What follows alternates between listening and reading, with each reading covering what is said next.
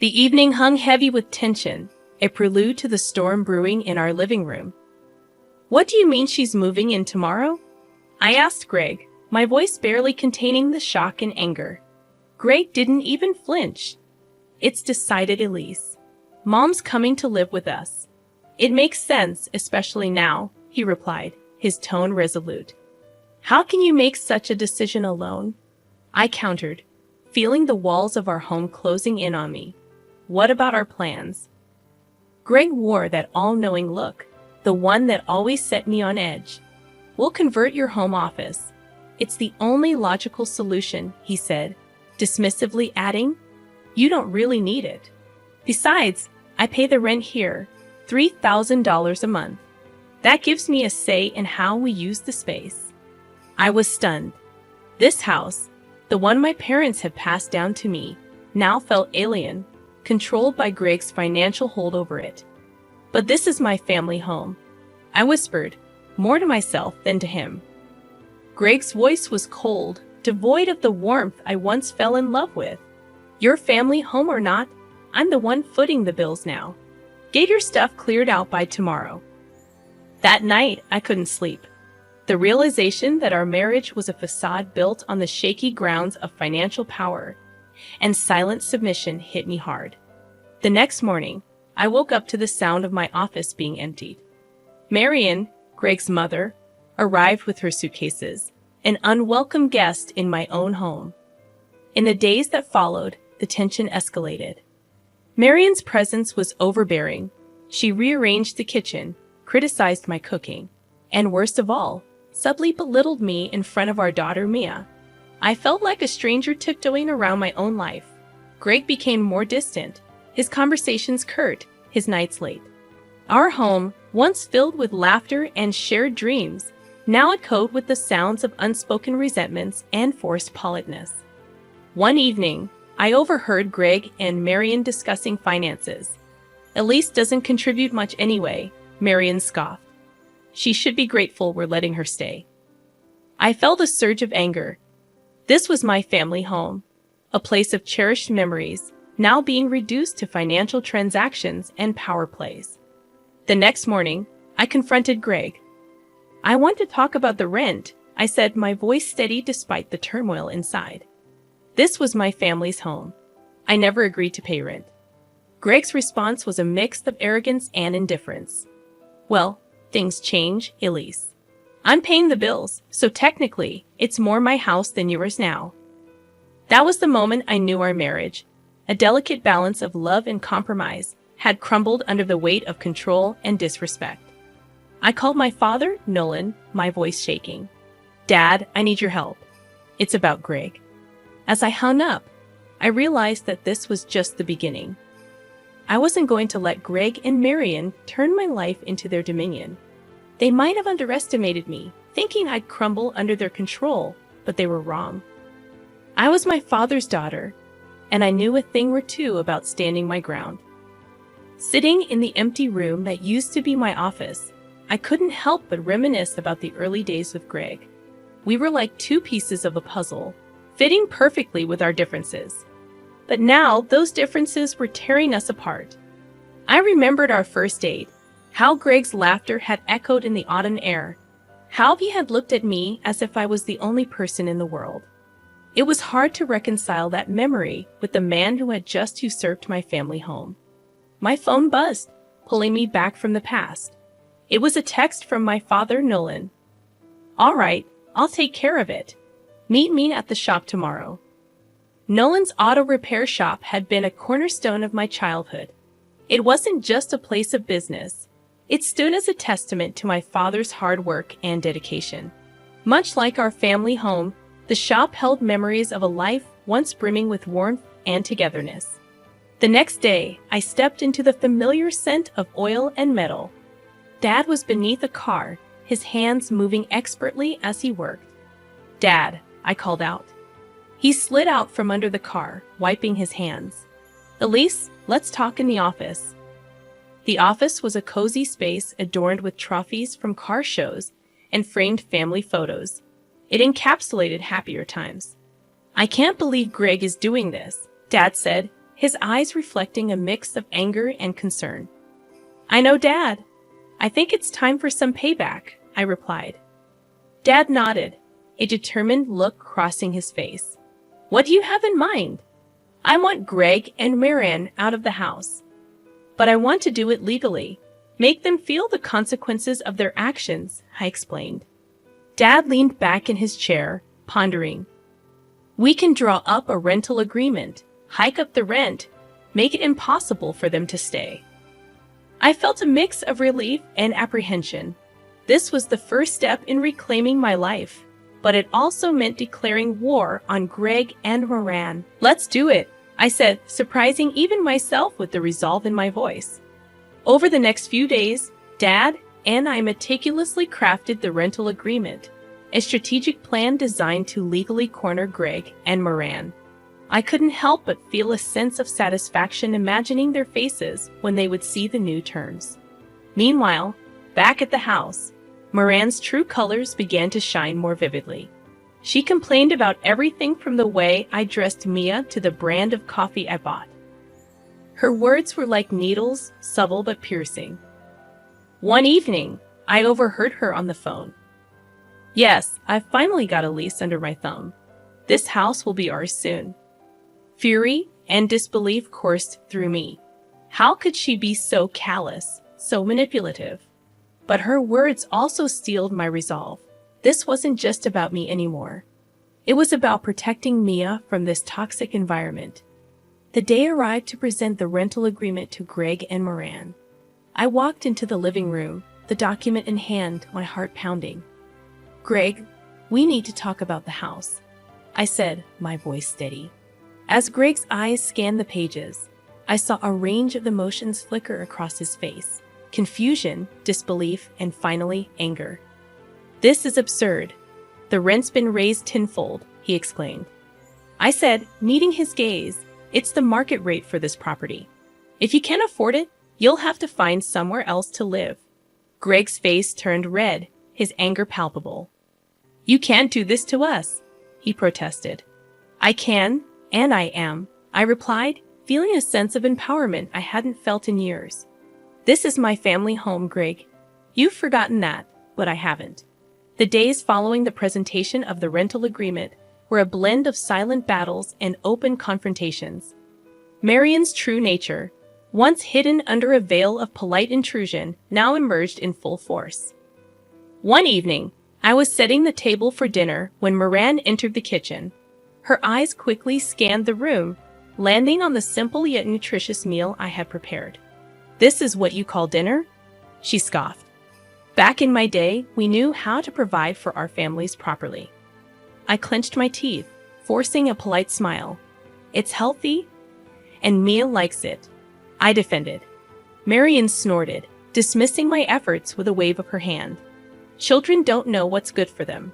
It's up to us to teach them. Clearly you lack that understanding." Her words stung, but I remained composed. I had learned that reacting to Moran only fueled her disdain. As the days went by, Marian's presence became more oppressive. She criticized my parenting, my housekeeping, even my choice of clothes.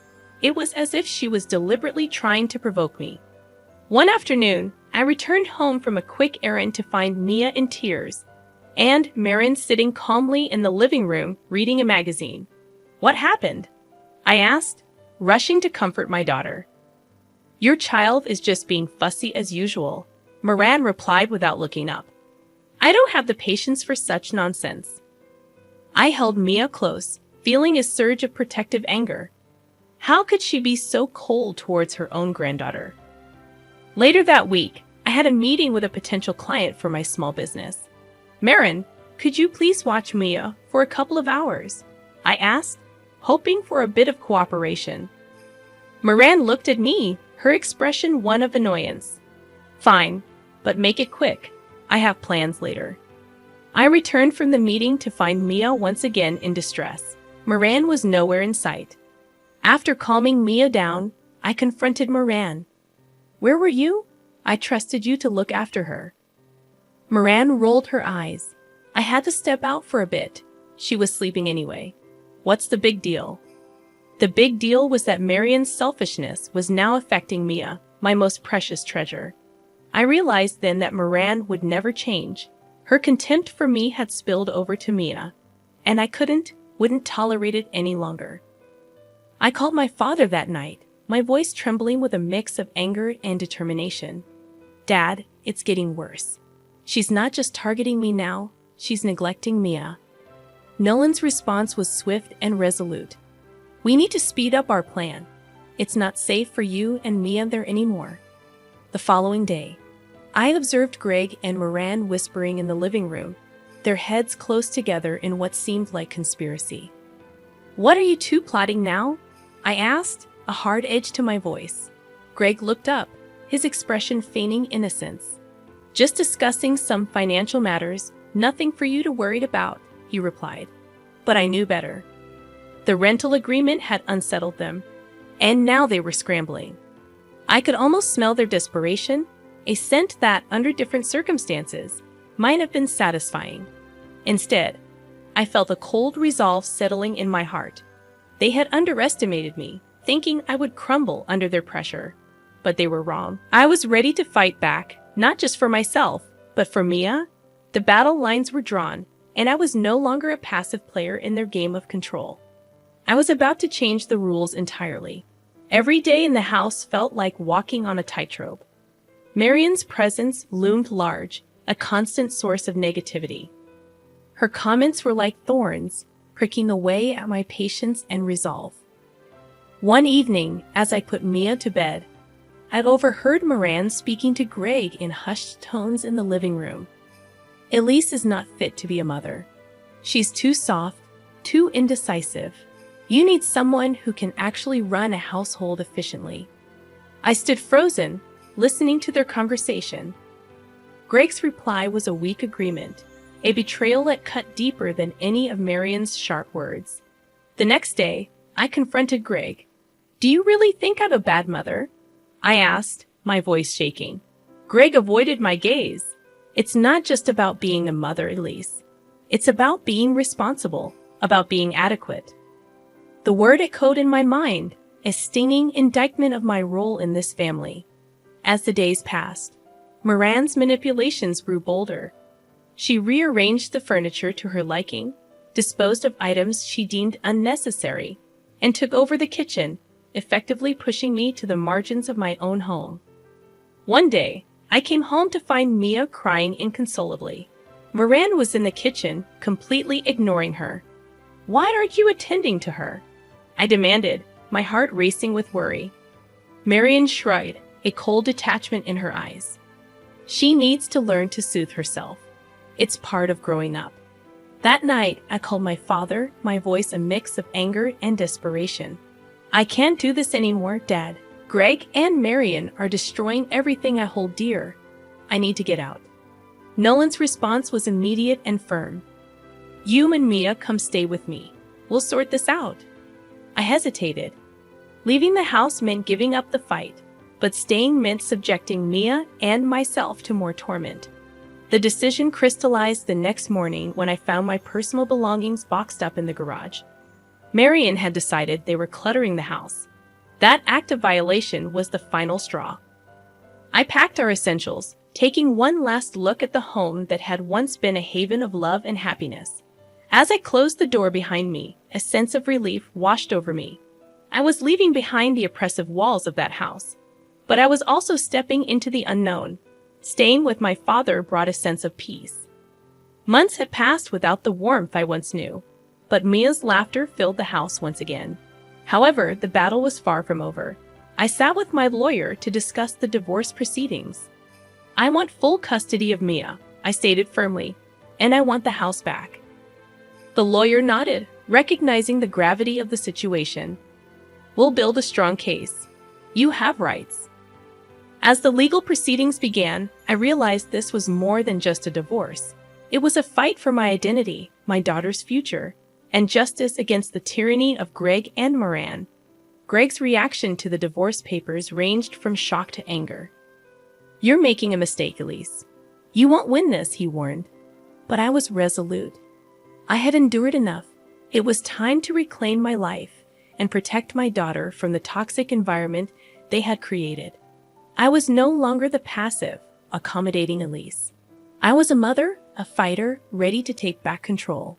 The divorce proceedings became a cold, calculated dance of legal maneuvers and emotional confrontations. Greg's shock quickly turned into bitter determination to fight back. In the lawyer's office, I reviewed the contested custody and house claims. "He's contesting the custody of Mia," I said, disbelief lacing my voice. The lawyer nodded solemnly. "He's also challenging your claim to the house. But we have a strong case." As the legal battle ensued, my resolve hardened. This was no longer just about leaving a failed marriage. It was about standing up against the injustice and manipulation I had endured.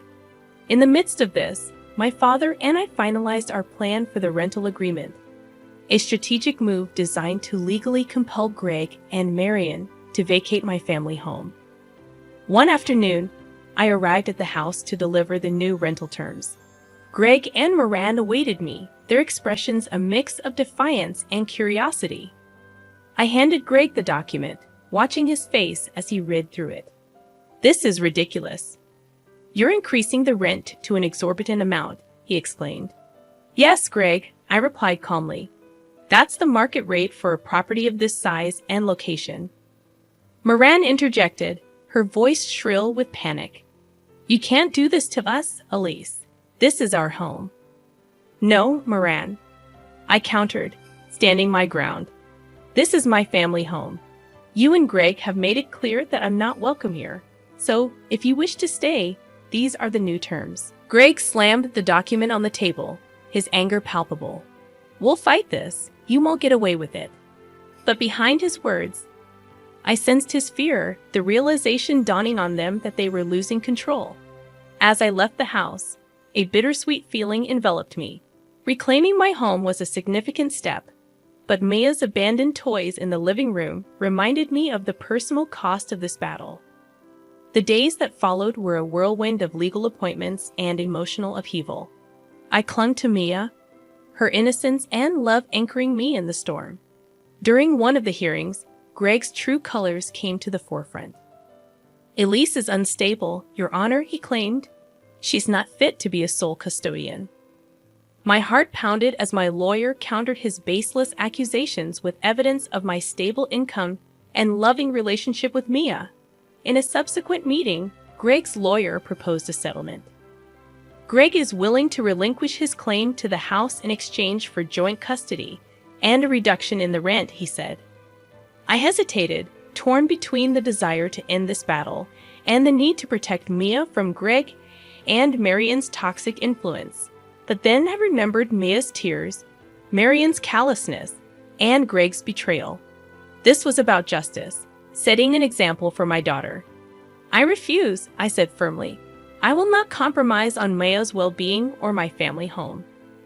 The decision to continue the fight was difficult but necessary. I was no longer the woman who tolerated disrespect and manipulation. I was fighting for my rights, my daughter's future, and the dignity that Greg and Moran had tried to strip away from me. The battle lines were drawn, and I was ready for whatever came next. The day of the final confrontation arrived like a storm on the horizon. Armed with legal documents, I stood at the doorstep of what used to be my sanctuary, now a battleground. Greg opened the door, his face a mask of defiance, Marin hovering behind him, anxiety evident in her eyes. "What do you want, Elise?" Greg asked, his tone icy. "I'm here to finalize the arrangements," I said, handing him the updated rental agreement. As he read, his expression shifted from confidence to disbelief. "This is absurd," he exclaimed. "You're demanding a rent that's beyond unreasonable." "It's the market rate for a property of this size and location," I replied steadily. "If you can't afford it, you'll have to vacate." Marin stepped forward, her voice trembling. "You can't do this to us. We have nowhere else to go. That was your choice when you decided to push me out of my own home," I said, meeting her gaze. Greg slammed the document on the table. "We'll see what the court has to say about this. You're not going to get away with trying to evict us." This ceased being your home when you chose to disregard my rights and my feelings, I retorted. The air thickened with tension, the once familiar living room feeling like a foreign land. Memories flooded back, but now it was just a shell housing bitterness and betrayal. As I turned to leave, Marion's voice stopped me. Elise, please, we can negotiate. There must be a way to resolve this, she pleaded. I paused, considering her words. Then, with a resolve that surprised even me, I said, there's nothing left to negotiate. You made your decision when you chose to side with Greg against me and Mia. With that, I walked out of the house, leaving behind the echoes of a life that no longer existed. The days that followed were a mix of relief and uncertainty, but my resolve never wavered. Eventually, the court ruled in my favor. Greg and Marion were given a month to vacate the property. The news hit them like a tidal wave, washing away the last vestiges of their control and arrogance. As I stepped back into my family home, now empty of their presence, a sense of peace enveloped me. It was not the peace of victory, but the peace of justice served. I walked through each room, reclaiming the space that had once been ours, mine and Mia's. The walls that had witnessed so much pain now stood as silent sentinels to a new beginning. I knew the road ahead would be challenging, with wounds to heal and memories to reconcile. But for the first time in a long while, I felt a sense of hope. I had fought against the odds, stood up to the tyranny of Greg and Moran, and emerged stronger. This was more than just a legal victory. It was a reclaiming of my life, a testament to the strength I never knew I had. The dust had settled, the legal battles were over, and the once turbulent house was now calm. As I stood in the empty living room, the memories of what had transpired echoed in the silence. Maya played in the corner, her laughter a balm to my weary heart. Watching her, I realized that this struggle, though fraught with pain, was necessary.